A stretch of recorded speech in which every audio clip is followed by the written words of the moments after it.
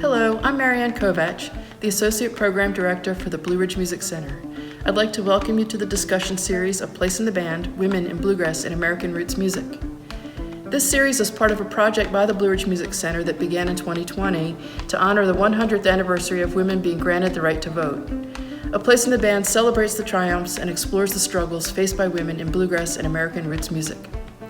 In this discussion series, North Carolina singer-songwriter and social activist Laurelyn Dossett speaks with women in the music business, including musicians and others involved in music management and promotion roles.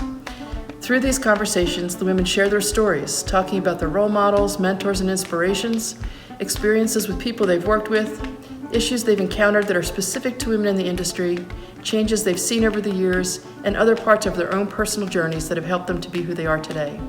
These individual stories show us the collective strength and future possibilities for women in bluegrass and American roots music.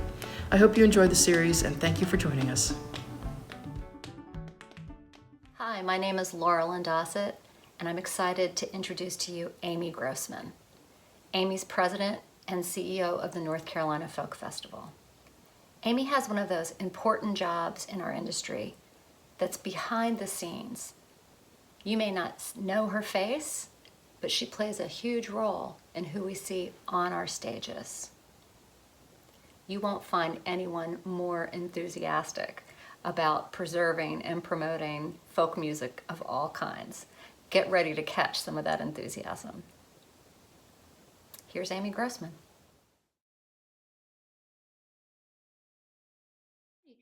Well, I want to welcome Amy Grossmann here with us today as part of this Blue Ridge Music Center, Blue Ridge Parkway Foundation project. So we wanted to include you in this group of women that I'm going to be talking to. I've talked to 4 artists already, women who are artists. I talked to Tracy Thomas yesterday, who's an agent, and yourself. I'm going to be talking to a woman who's a sound engineer. And some more artists, because we wanted to, even though, we're the conference and the symposium that they're doing is centered on the music and on artists, the women in the industry are a big part of it also. So we wanted to make sure we included that. So yeah, we'll just dive right in. I have some questions, but I want you to just say whatever you want also, and we'll just have at it. So sounds good. So, now you're the president and CEO of the North Carolina Folk Festival, but you were something else before. So where did it start, and what's the trajectory from? Yeah, so I'll go back 20 years, but I won't stay there for very long, so don't worry. I started working for an organization called the National Council for the Traditional Arts, probably in the early 2000s. And prior to that, I didn't have much experience working in the folk arts. Okay. I had been working at, major arts organizations like the Kennedy Center in Washington, D.C., doing jazz concerts and stuff like that. But when I started working at NCTA, just being in that climate around the folk arts it just had a very profound effect on me and completely changed my perspective on, art and art making and who makes it and how they make it. So that really, just kind of instilled in me this incredible respect for roots music and the people who do it. And, so I remained very committed in working in the roots, the folk arts community for many years, and, lived in California for a little bit, came back east, which is where I'm originally from, to Baltimore. And, so I kept up with the National Folk Festival, which is what, I had been involved in producing when I worked at NCTA, and found that the NCTA was going to take the National Folk Festival to Greensboro, North Carolina for a 3-year residency. And based on my history, I knew the profound impact that that festival could have on a community. And I didn't know much about Greensboro, but I did a little bit of research, and I thought, man, this is like the perfect place for this kind of event. Awesome. Just a mid-sized city that will really embrace this and really benefit, and the local artists will benefit from this. So, I was working in Baltimore at the time at the State Arts Council doing grants administration. And when the local folks here in Greensboro were looking for someone to lead up their effort, to produce the festival and be that main liaison with NCTA, I threw my name in the hat.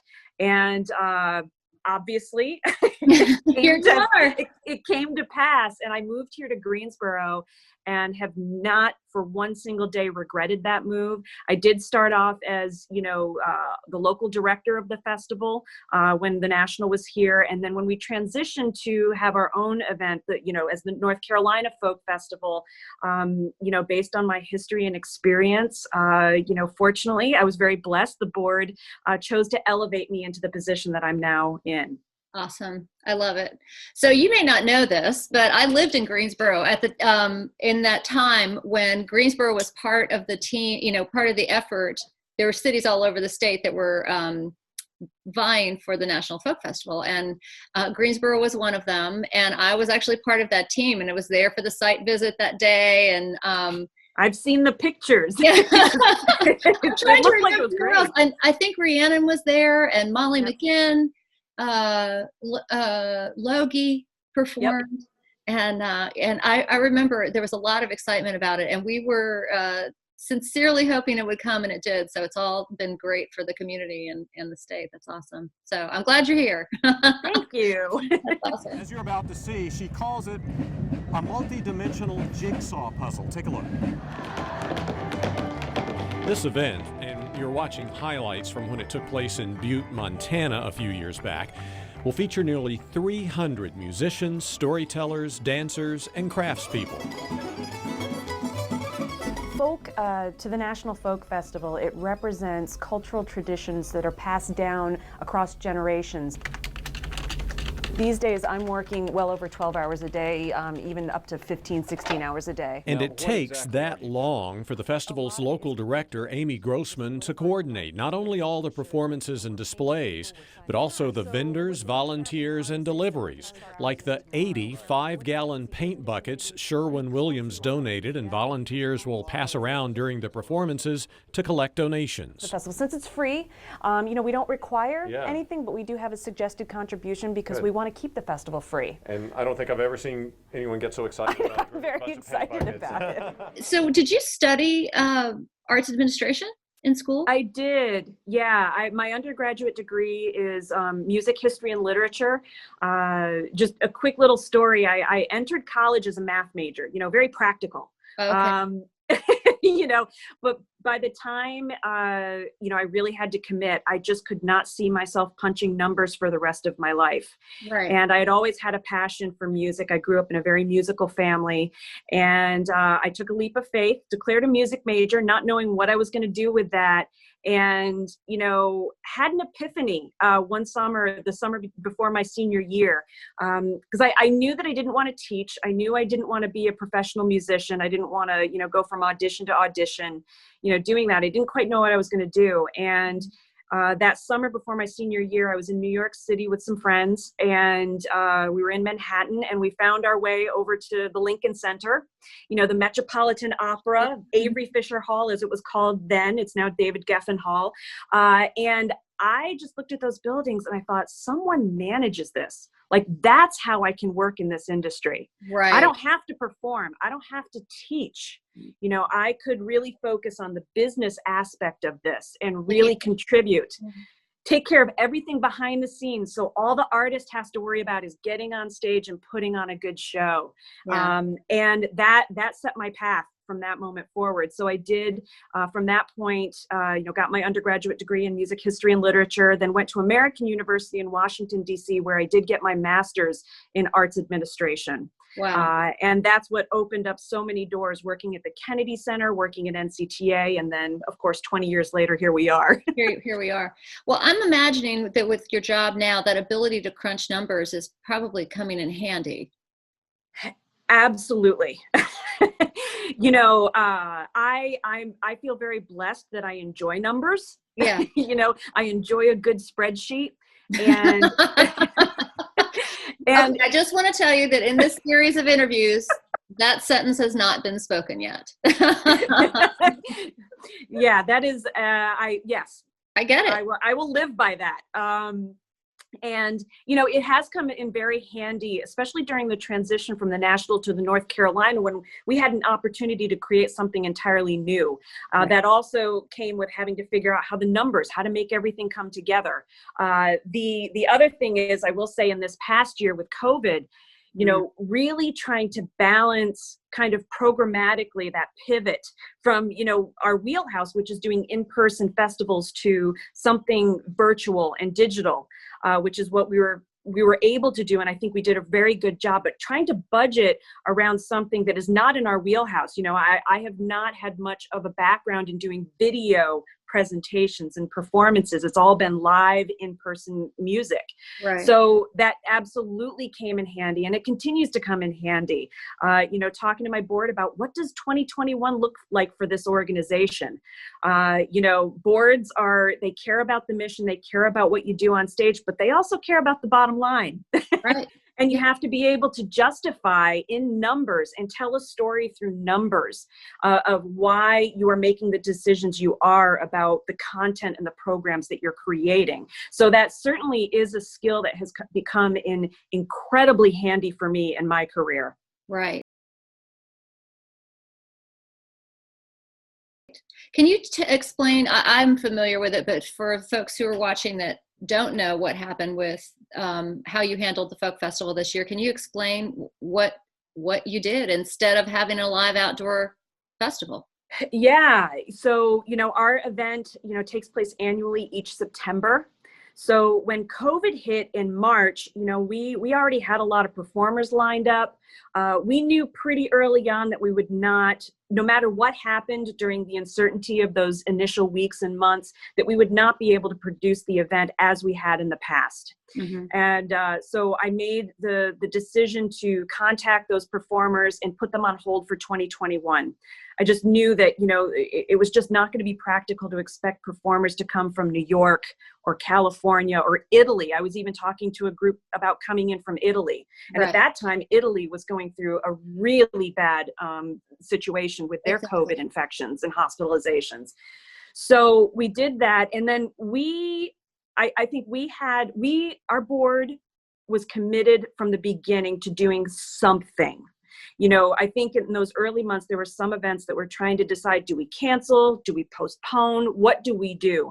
We were committed from the very early days to doing something. Mm-hmm. We knew it would be modified. We didn't know if it would be virtual, if it would be in person, what would happen. And we had the benefit of time because we could sit back and kind of watch what our peer organizations and festivals were doing, and then get inspiration from them, learn from them, what worked, what didn't.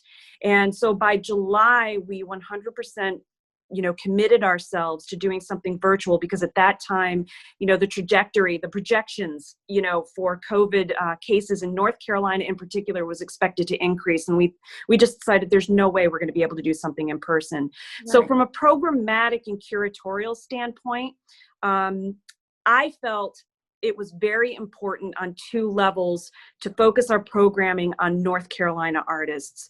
Number one, from just kind of like a vision and aesthetic, there is such a richness of cultural expression that emanates from North Carolina, both from the people who have been here, who are homegrown here in North Carolina, and those who have moved here. And chosen to live here because of that very openness to music and cultural experiences. And I felt it was very important that we feature our program on that, because in a time of COVID and all the challenges that brought, I thought celebrating us, for who we are here in our home state was really important. And then on a practical level, when we decided to go virtual, we partnered with a video and streaming company called 7 Cinematics. And jointly, we came up with the idea to film. We wanted to retain as much of the live music experience as we could, rather than have someone, record in, a studio recording of some sort that would be edited and put together. And we decided that it would be really incredible to pair these incredible North Carolina artists, have them do live performances at locations in our home community that have cultural and historical significance. So just that pairing of place and art and people was really central to our planning. And then, like I started to say, from a practical standpoint, it was so much more realistic to think that we could get artists to come in just for a day from Charlotte or Raleigh. They could go home and spend the night in their homes, in their own beds. Hi, my name is Amy Grossmann. I'm the president and CEO of the North Carolina Folk Festival. And I want to thank David Parrish and the city of Greensboro for your support of this year's virtual concert series. Like so many other arts organizations and festivals worldwide, we decided to go virtual this year. It was in the best interest of the health and safety of the artists, the crew, and the fans of our event. And we're really excited about the unique way we're going to do that this year. When we decided to go virtual, we chose to hone in on 3 areas that we think really celebrate the identity of who we are in North Carolina and in Greensboro. First, we've invited performers from across North Carolina to perform at the festival. Second, to film live performances at locations around Greensboro. And to tie those 2 things together, we're partnering with the Greensboro-based video production company, 7 Cinematics. So we ended up honing in on 10 performers and filmed them over the course of a few weeks, a really compressed schedule, getting it all together. We filmed them at 9 locations around Greensboro and then edited them into 3 2-hour programs that we premiered on our original festival dates. Right. Well, I remember watching and knowing what a splash it made too. It was a really great adjustment to a very difficult situation. So yeah, thank you. Thanks for doing that.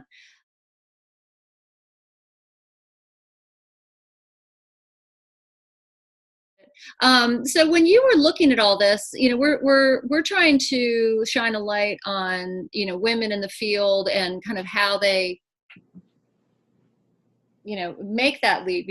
Did you have mentors? Did you have, whether they were either in the field or in school, women that were, tell me about those folks.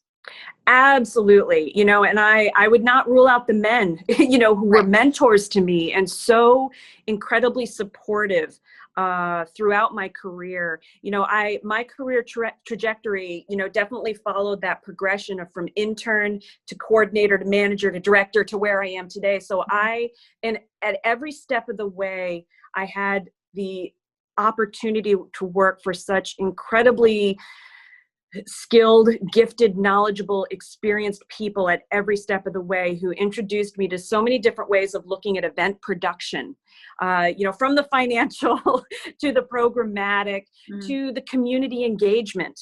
And, there definitely were women along the way who supported me in so many ways and really empowered me to take the lead on a lot of levels. And at certain points in my career, I definitely was in situations where it was male dominated. And I might have been the only woman in the room, but at no point, I do feel very blessed. At no point did I ever feel like I wasn't supported and that my opinion didn't matter. So I've been very blessed with just really wonderful people and everyone I keep in touch with to this day. And I still get emails, you just mentioned when we did our virtual concert series, I got some really lovely emails from some folks that I used to work for, just complimentary of what we put together this year under very challenging circumstances. That's wonderful. So the support continues. Absolutely. Yeah.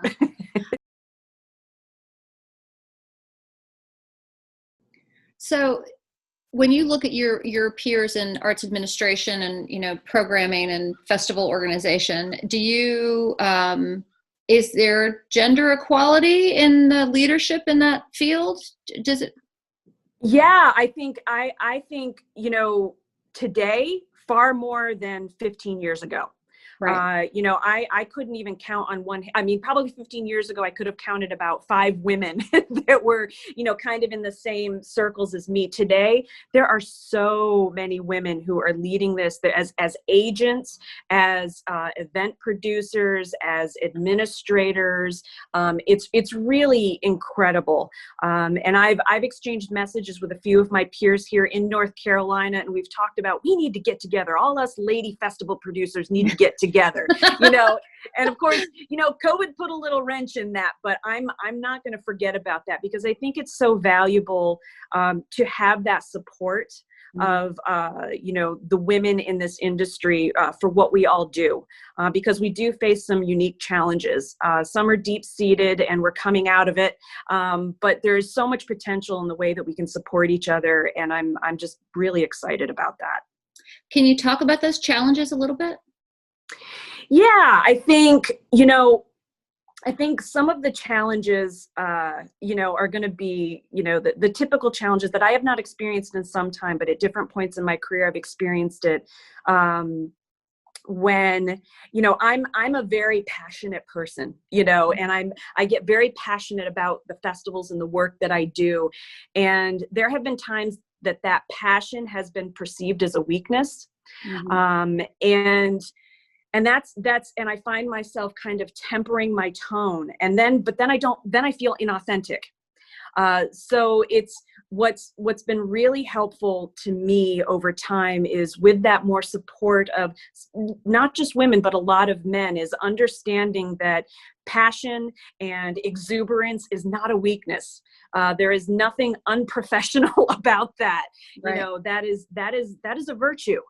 And so that's kind of, you know, without getting into any specifics, that's really some of the stuff that I've experienced, but I feel very optimistic. Things are changing. I am also, and the more I listen to you, the more optimistic I get. That's funny.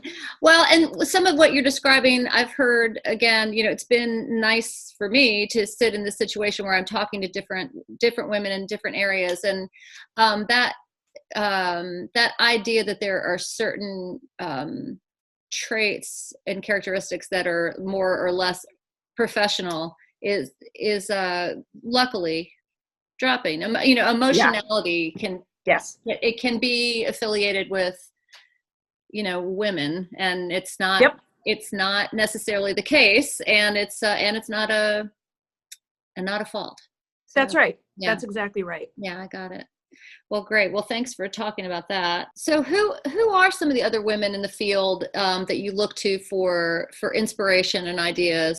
Tessa Kanya over in the Triangle is so wonderful and so supportive, and she's been helpful. We haven't been in touch as much as I would like, but she's definitely one person we've agreed we need to connect a little bit more. She's one person who I think just has such a good, she's got a really great aesthetic. That's where we align a lot in, I think, how she programs what she does and how I think about how I program the folk festival. You know, some other folks who have been really inspirational to me, Julia Olin, the former executive director of the National Council for the Traditional Arts. Okay. She and I worked very closely on programming the National Folk Festival when I worked at NCTA. And, you know, I learned a lot about program curation from Julia. And she has since retired, and her successor, Laura Bottinelli, just wows me. She's the new executive director of the National Council for the Traditional Arts. And, you know, so we have a budding, you know, friendship and professional relationship that I'm very excited about, because she brings a different perspective to the folk arts, especially, you know, not as much focused on program and curation, but on networking, connecting, messaging, and fundraising. And she's just so incredibly intelligent and wonderful to talk to, and so supportive. So those are just, you know, a couple of the folks who I'm very inspired by. I'm also inspired by a lot of my peers across the country. I was on a video call conference just a couple weeks ago with the Smithsonian Folklife Festival. It was hosted by the Smithsonian, and I was one of 4 panelists. It was facilitated by Sabrina Motley, who is the director of the Smithsonian Folklife Festival. The other participants, Kelly Ferrier up at Northwest Folklife and Maribel Alisar at in Tucson, Meet Yourself, the Southwest Folklife Alliance. And these women are so incredibly experienced in what they do, specifically around folk life and folklore and community and engaging community in what they do. And they've been doing it for so long. I find a lot of inspiration in continuing those relationships with them. Wow. And it doesn't sound like that panel was set up specifically to be women. It just happened to be women. I don't know the exact origin, but I think it did end up just happening to be 4 women on that panel. Yeah. And it's their ongoing program called Story Cycle. And we talked about the future of folklife festivals, in the age of COVID, and do they matter?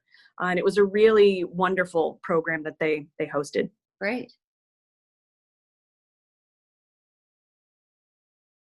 Do you think that because more women are programming festivals, that's going to have an impact on who we see on stage? I think so, absolutely. It's funny. Sometimes I think there might be overt efforts to make that happen. Other times you don't even realize you're doing it.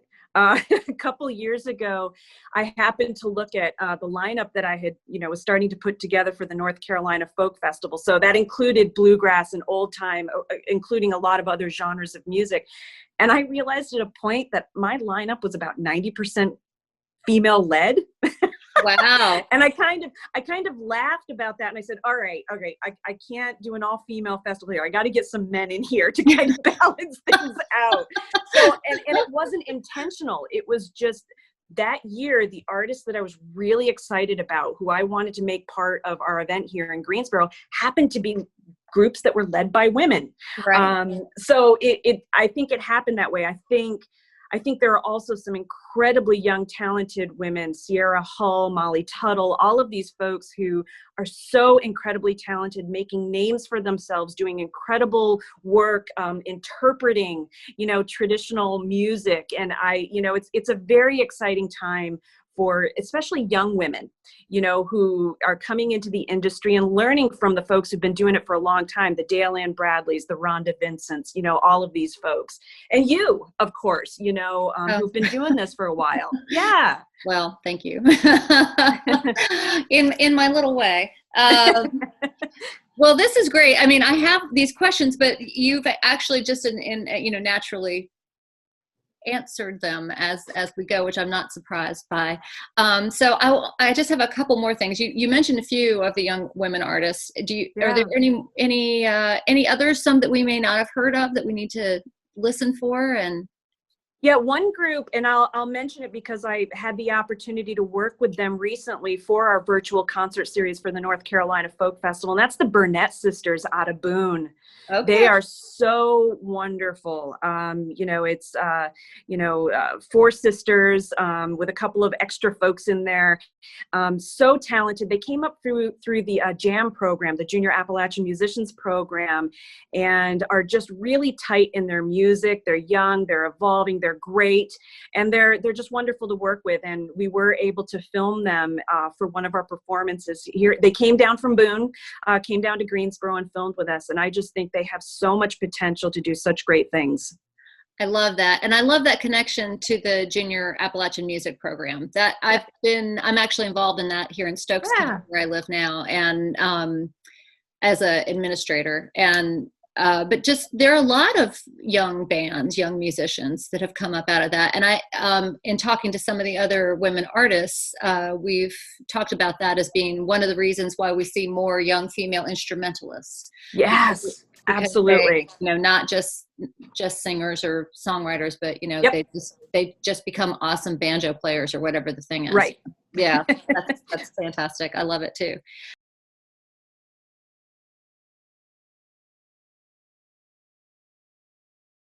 You've talked about the people who encouraged you as you have come along, and I know you're not done. No, you're just done. Getting started. But right.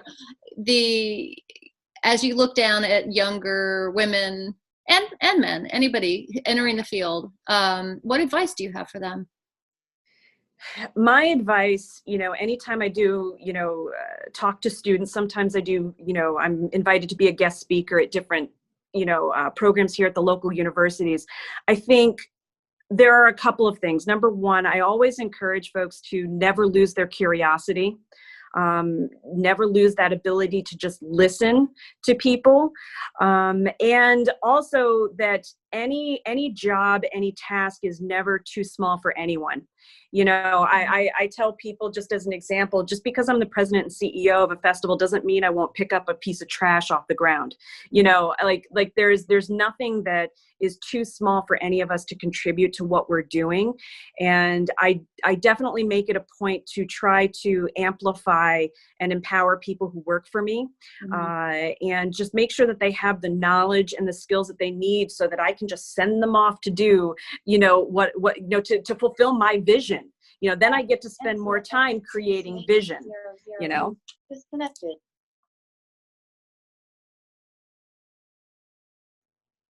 I think, I came to this, not knowing exactly what to expect, but very excited to be included in a discussion about the ways that women are contributing to bluegrass and old time music and other things like that. One quick thing I'll mention is, you may know the National Council for the Traditional Arts was the organization that, through the vision of Joe Wilson, created the Blue Ridge Music Center in Galax. And I was very fortunate to be employed at NCTA at that time. And so I did spend, a little bit of time in Galax, over those first few years that the music center was open. And I was talking to Richard Emmett not too long ago, about that. And one thing that he didn't know, and one thing that was kind of lost in some of the history of this, is that I programmed the very first season of concerts that was at the Blue Ridge Music Center. Wow. Now, I didn't do it on my own. I worked with Joe Wilson, who, the former executive director, may he rest in peace, of NCTA, who had deep connections to the communities down there. And I couldn't tell you which performers I booked. It's probably buried in files at NCTA somewhere. But that was really special to me, to be part of building that facility. Well, it's not like I had a hammer and nail there, but to be part of, Sure. kind of initiating that and seeing where it is today. It certainly, I think, has fulfilled the vision, Joe's vision, and the National Park Service's vision for what that could be.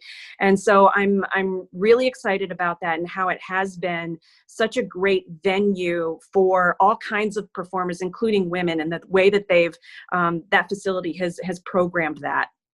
I agree. I've watched it grow over those same years, and I have really loved these symposiums that they've organized. Last year, it was about textile mills and interaction of textile mills and bluegrass music, and that was fascinating. And then this year, of course, is the the impact of women on the music, and it will do a virtual symposium in February. Similar adjustment, and these interviews, this one that you and I are doing, and these others are all part of that, and part of that adjustment from the live performance. But I think it's been really fun, and I feel like we've had a chance to it's archivally good, to talk to some of these women, both young and older, and across different kinds of music, but also to do that during 2020, and during COVID, and the impact that COVID has had on our industry and our art is, I think it's good that we're documenting it. Yeah, agreed. Yeah. Well, listen, it was great to talk to you. I'm glad that it's not flooded and you could get to your office today. No, right? Can you believe it's all receded. It was really high. I mean, it was actually quite a bit higher 2 weeks ago for Zeta, but something about this one seemed to flood different part. The rest of the state got more flooded this time. So it was pretty scary anyway. Yeah. All right. Well, very good. It was great to talk to you. I hope you have a great rest of your day and weekend, and I'll let you know when this all comes together. Great. Thank you so much, Laurelyn. I really appreciate it. Thank you. Alrighty. Bye. Bye.